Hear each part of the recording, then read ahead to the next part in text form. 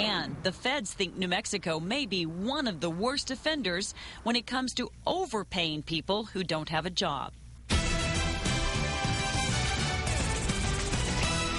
Good evening. The federal government believes New Mexicans could be milking and bilking the unemployment system at an incredible rate. The feds estimate that the state of New Mexico may have paid out almost $100 million in benefits last year to people who did not qualify.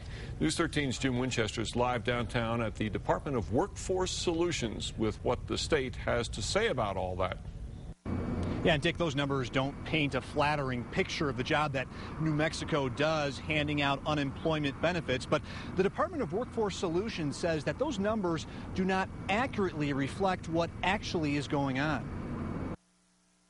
The U.S. Department of Labor estimates the state overpaid the unemployed by $97 million last year.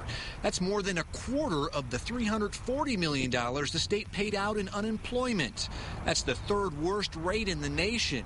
But the Department of Workforce Solutions says those numbers are just estimates. Those are potential overpayments that were identified. The feds came up with the $97 million estimate based on a formula using the actual amount of overpayments that were identified last year, which is $22.5 million.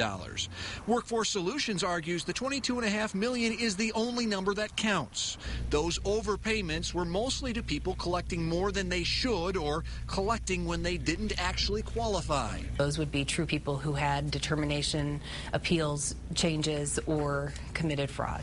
But the state's $22 million figure assumed every overpayment was caught by auditors, while the feds assume the states only catch a portion of the overpayments. Workforce Solutions would not address that possibility. Somewhere there's money going out there that I would imagine above the $22 million that either is not caught by the department here or that people get and never report, correct? Well, we do have a variety of ways for detecting fraud. The U.S. Department of Labor also estimates that New Mexico has the 6th highest rate of unemployment fraud. Now, Workforce Solutions estimates that $22 million range, which they're talking about, falls within acceptable federal standards, and they are in the process of trying to get that money back. Dick, back to you. All right, Jim, 60,000 New Mexicans currently collect unemployment. That's 5 times more than just 2 years ago. Another